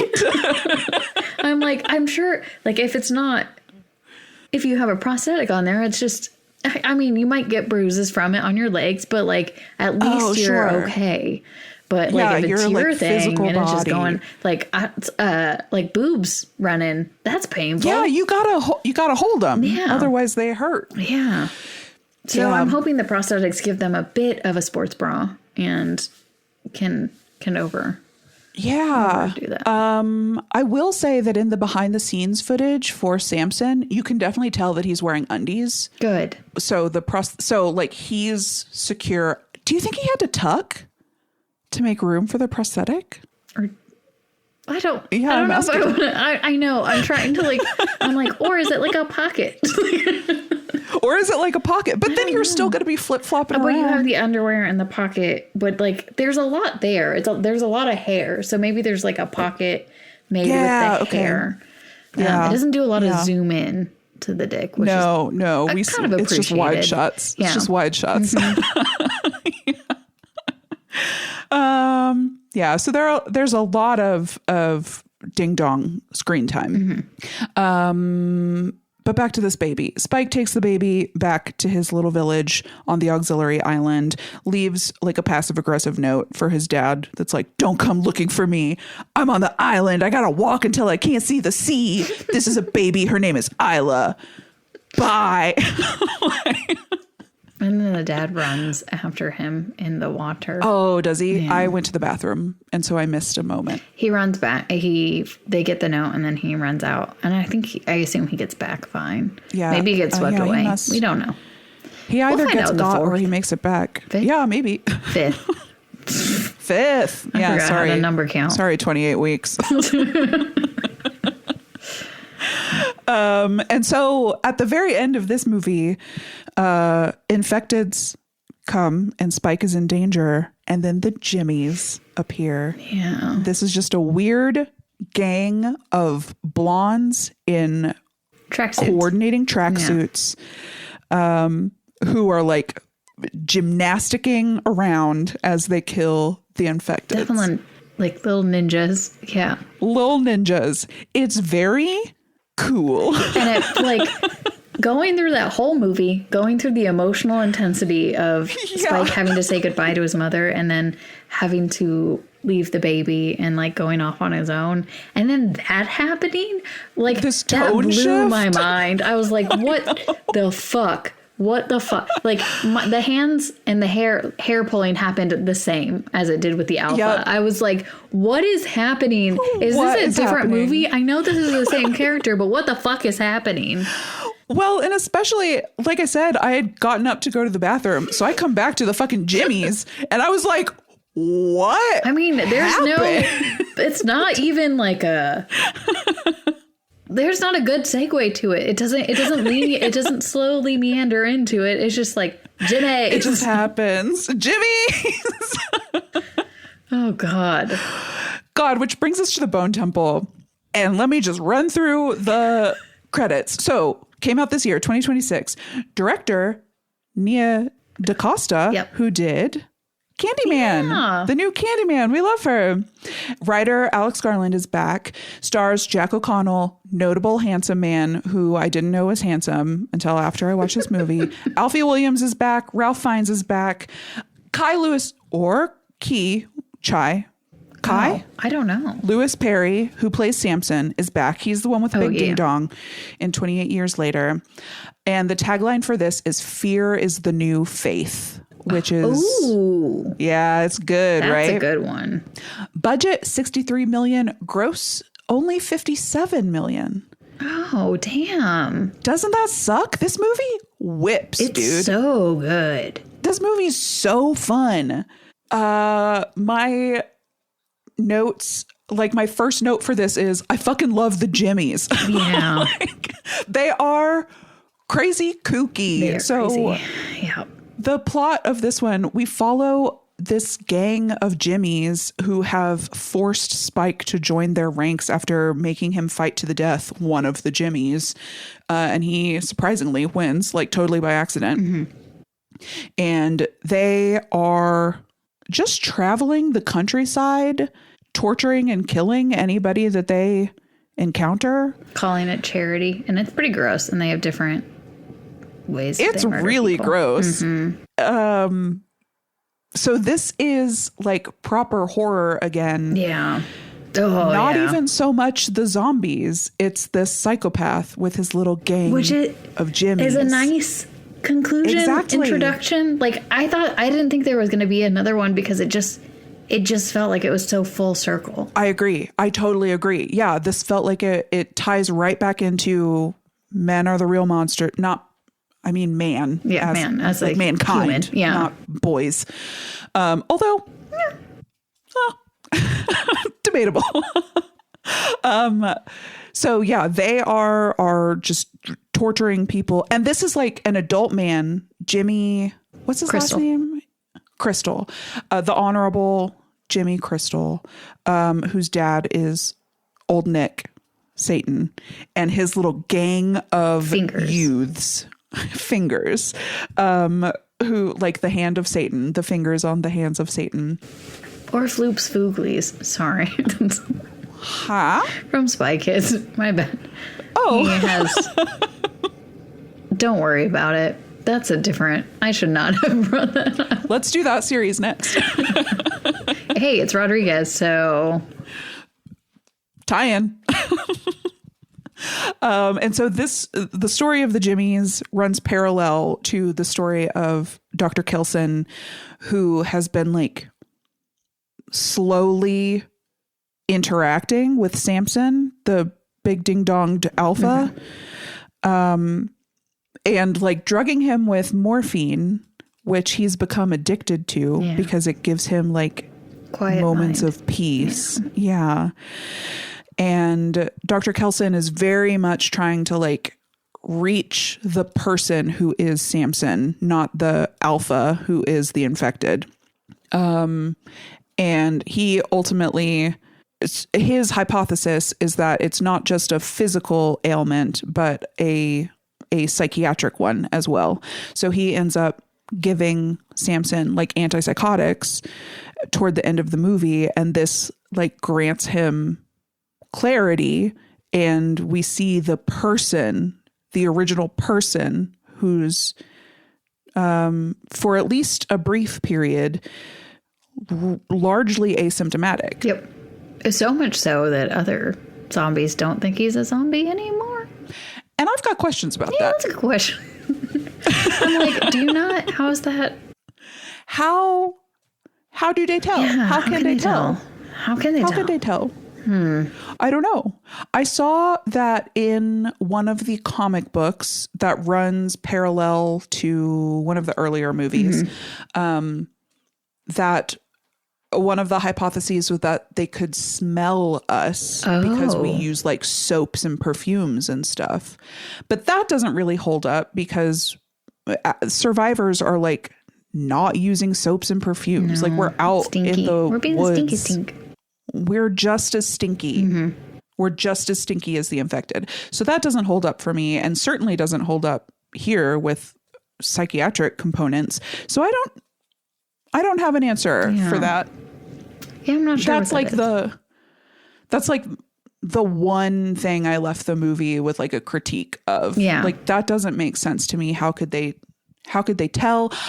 Here's how I've like Reconciled? Yes, thank you. Reconciled is the right word. You know how like dogs can smell cancer? Yeah. like maybe they can smell the chemical imbalance. Not just the virus, the virus because should it's still be infected, there. Yeah. right? So his brain. So it would be like a chemical imbalance, maybe like, I don't know. I don't know. That's the best I can come up with. But man, this is such a good movie and is so like, on that subject, before I get into my next thoughts on that subject, we do see a fair amount from Samson's perspective in this movie, including his view of non-infecteds, where they look like monsters. That's really interesting that the people who are infected with the rage virus are looking at non-infecteds and seeing demons. Yeah. And then eating their brains. That's the other part. I was like, if I saw a demon, I wouldn't be like, I'm going to rip that off and eat his brain. Yeah, snack time. So, like, and then Dr. Kelson also is like, what are you seeing? Like, he's interested in that. He's like, what is making you, I think he says, what would make you kill it? I've seen them kill a child. It makes no sense. Yes. A child is harmless. Like, a child means no harm to anybody. And he's just like so inquisitive. Like, he's so curious about everything. Which makes him such a likable character. And is like so like you said, this book ends 28 days later because we see this like juxtaposed in Christopher Eccleston's role where he's not treating them with any compassion at all. Yeah. They are animals to him. And Dr. Ian Kelson sees like this is still a person. There's still a person somewhere in there. And we also see that juxtaposed with Spike's dad, who tells him like it's okay to kill the infected. They don't have a mind anymore. They don't have a soul. And it's like, what's your evidence for that? Like, I guess it's them killing and eating everybody, which is reasonable evidence. Which is a fair assumption. But and like I understand this is survival, but to make the claim that they don't have a soul is like really wild. So it's it's nice to see Dr. Kelson being so compassionate and trying to get to the bottom of it. He even cares so much that whenever he thinks he's going to be out of morphine, he's like, I can give you peace, but I need your consent. I know. He's like, how can I get the consent? I know you haven't said anything to me ever before, but if you could consent right now as I'm putting this in your arm. Yeah. Like, we can solve this problem, but can you like wink? I just need you to like give me can you give me a nod? Just a nod. Yeah. Give me like, just give me a tip of the hat. I don't know. And that's such a touching moment because Samson like looks up and sees the moon and he says moon. Yeah. And Dr. Kelson is like, holy shit. That was his dream. He was like, I want to just hear you say a word. I just want to hear you say something. Gosh, that's crazy. And it's so, I like the way that parallels Jimmy, the main Jimmy, who is also experiencing psychosis. Like he has gathered his little cult and is killing people because he believes that he is the son of Satan and he has been given the commands to bring torture upon the nation. And I like that at the end of the movie, we see this reversal of Samson being aware and like returning the compassion to Kelson while the main Jimmy is literally crucified. Yeah.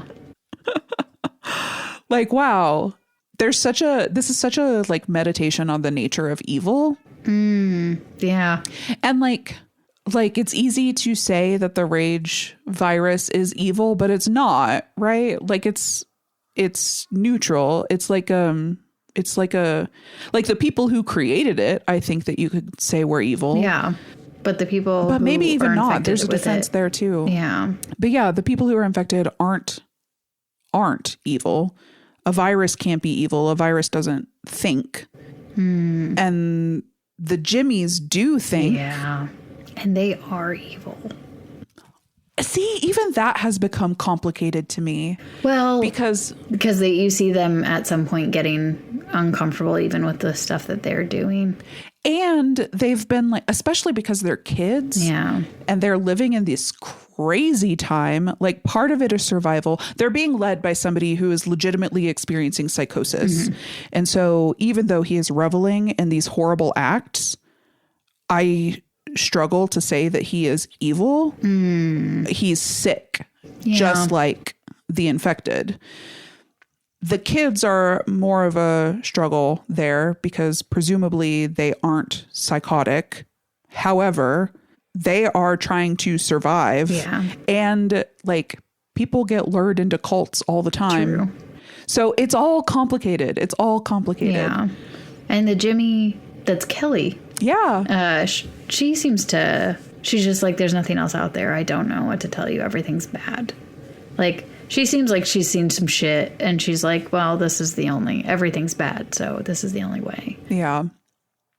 And something that I didn't notice, this I found in my research, the way I did notice this part, the way they film the zombies from the first movie is like weird shutter speeds, and so the movement is very like kinetic and jerky.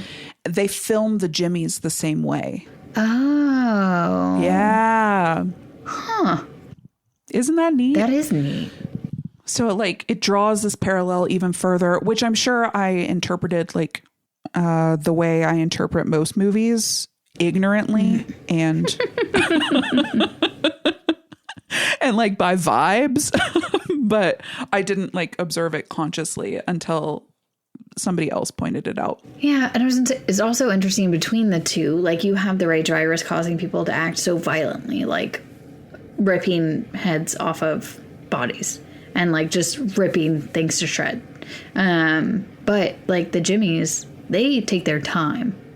They take their time. You're so right. And it is disgusting. They throw up as they're doing it. It's not like the Jimmies also throw up, not even just Spike. But it seems like they all struggle with the amount of violence that they're inflicting, but it's like, it's so weird because it like teeters between being against it and being for it while they're doing it. And like, even their faces when they sit down with the family, some of them don't seem like super comfortable with it. Like you can't tell if they're all for it or all against it. Like you can't tell where their loyalty really is or what they really feel.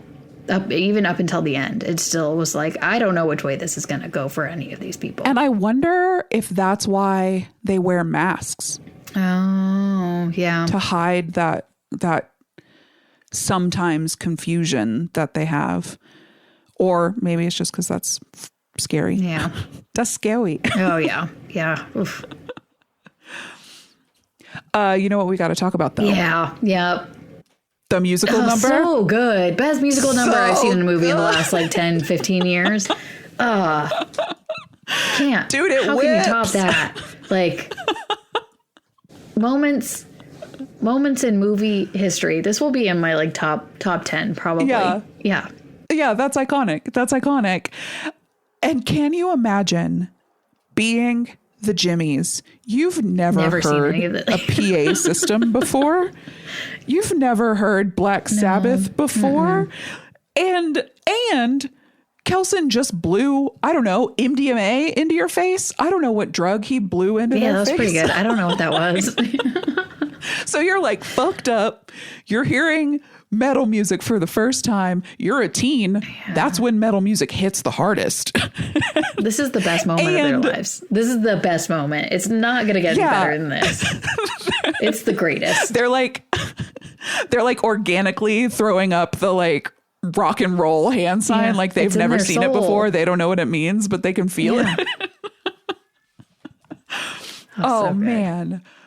When that scene started happening, I was like, I know some people would say that this jumped the shark. I disagree. I think that we are firmly on the shark. For sure. And I am in love with it. We're riding the shark. We're, yes. Oh God, it's so good. Like we have put a harness on the shark. Yeah. This is how I want my 2026 to go. Like, that's the scene is like, this is what we're doing. This is what it is. God, it whips. Yeah. Oh, it's so fun. This whole movie is so fun. And pyrotechnics, god damn, just perfect. God. 10 out of 10. 10 out of 10. Do you think that he was in like a rock band when he was a kid? Like little teenage Kelson? Probably.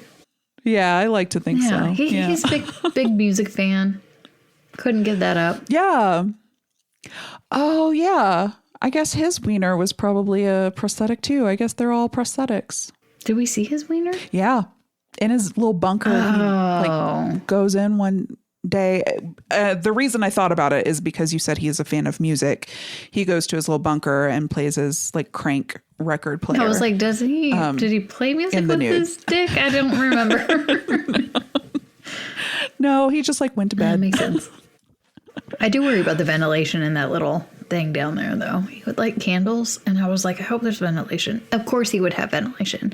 It would be crazy for him not I'm to. sure He did a thought good about job. it. I don't. Yeah. And plus, after 28 years, I think that if he were like, I think he would have figured it out, true. you know, like if he had like a CO2 problem, I think he would have noticed after all this time. Good point. Solid point. Yeah. I guess I don't want to bring that up. We'll just leave that for the listeners who haven't seen the movie. Why have you listened this far? Go watch the movies. Another thing that I think this is the last from my notes. Another thing that Garland brings up in interviews that is like a repeated meditation throughout this film, at least, is like the idea of how we remember. Like in just 28 years later, not the Bone Temple, when we are in Spike's little community, we see them like teaching the kids history. Yeah. And it's very but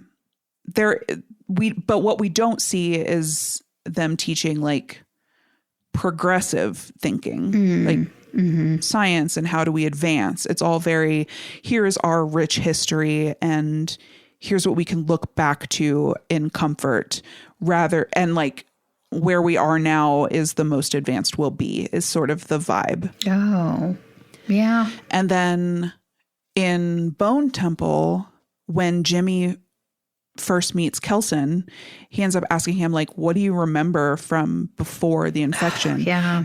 And Kelson is like, I don't actually remember a ton of specifics, but he remembers the like gestalt of it. Yeah. Like he remembers the like vibe of it and how solid and reliable everything felt. Yes, a sense of certainty.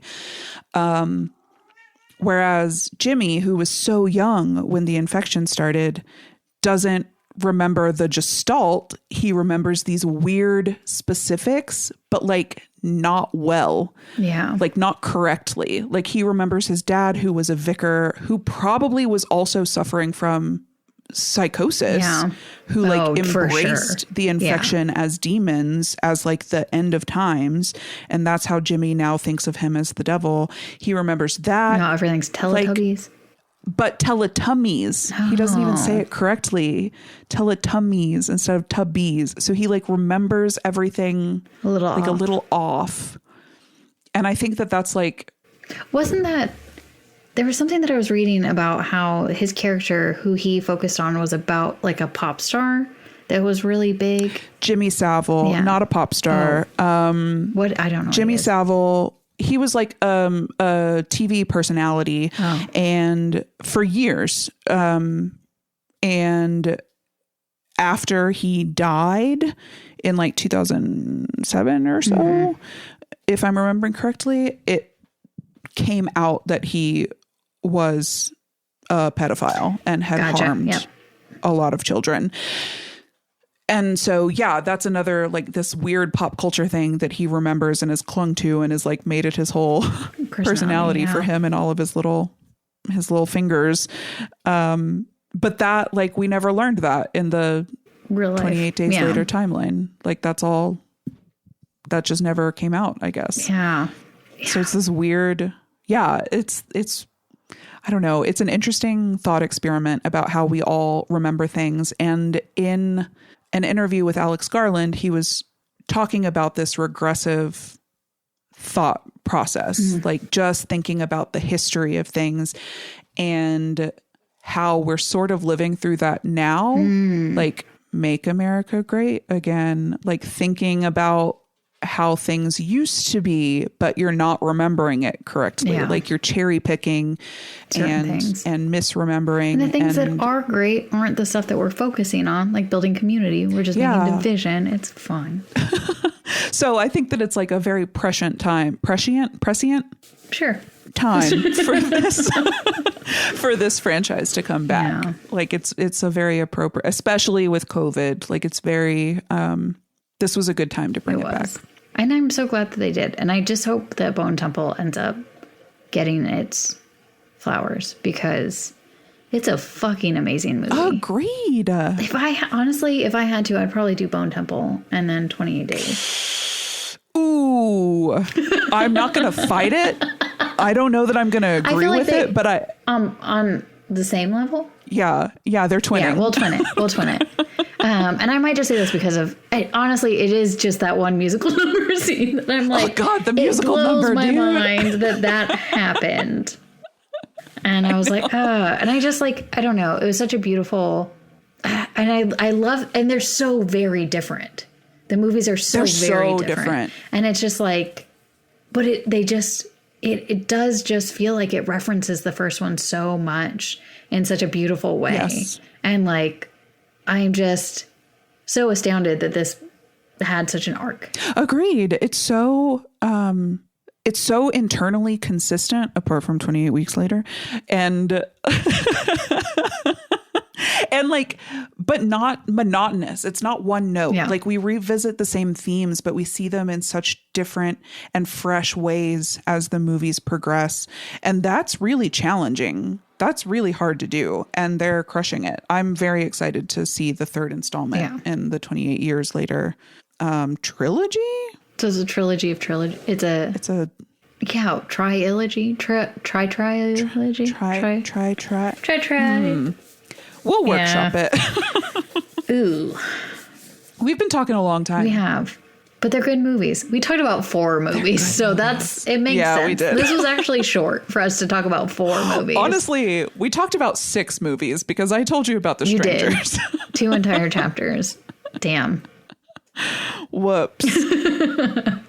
But do we have any more thoughts? I can't think of anything. I just loved the movie, loved everyone's performances. Even like I still think 28 Weeks Later I would feel good about it as a movie just stand alone. I just don't, it doesn't flow for me as well. And it makes sense. It's not the same people who made it. Like Alex Garland is a through line. Mm-hmm. But like that's the one that's written by somebody else, and it kind of like it feels like it exists on its own, and it's too big. And like the other ones, I just love the small stories about the things that are happening, and I think that is beautiful. And I'm looking forward to all the other. And I'm trying to think because like I watched Civil War and I did enjoy that, but that also has that feeling of it being bigger. And I think Alex Garland has done such a good job with small, not like it's big in the sense of what it's capturing, but it's small on what its focus is. And I feel like Civil War was a big thing and it was capturing big ideals and like it was a bigger thing. So like I really just, I love the smaller stories and the following of the characters. Like it just really brought me along and made me, I don't know. I haven't felt like, I feel this way more so about like TV shows. Like I get really connected to characters and really care about them. And like this series made me feel that way. Like I felt very connected to the characters in such a short amount of time. And it didn't like span days of me watching it. It just like, they did such a good job. Everybody did such a good job. Everybody did a great job. Great series. Great series. I did watch an interview with the makeup artist who was talking about how challenging it was to make Jodie Comer look rough. Yeah, she's fucking like she's beautiful. Supposed to look like sick, but she's just stunning and glamorous. She's like, we'll put a lot of sweat on you, and she's like, you just look like God, you're glistening. What the fuck? God, you're so shiny. Yeah, it's impossible. But other than that, great success. Yeah. Let's see. Do we want to rank them? I know that I guess we already have. And then 28 Weeks Later is the last one. But that's in the series. As movies, probably might. I don't know. I'm going to we don't have to rank it amongst all movies, just within the series. Okay. So the Twinsies and then 28 years and later. Then 28 weeks. Yeah. By like a standard deviation. I just want to be thorough. Like, I will watch the other three again. Yeah. I don't know that I will do that for weeks. That's fair. Yeah. Because it sits outside of it. It feels like too big. It's just separate. Yeah, it's just separate. Okay, well, I guess we can do the outro. Oh, did we do it? Wow. We did it. God. Also, this episode was cursed. We almost didn't record 4 or 5, 6 times? It's taken almost a month. Yeah, easily a month. Yeah. Easily a month. It's taken us to do this. So hopefully we'll be back. Hopefully we'll be back. The plan is to be back. The plan is to be back with Psycho Killer in a couple weeks. So, what do I say? If you like the show, please rate and review it. 5 stars, please. You can follow us on Blue Sky at No Show Monster. Same at Instagram. You can email us noshowmonster@gmail.com if you have criticisms or can answer our questions. We would love to hear from you. And in the meantime, happy spookies. Happy spookies.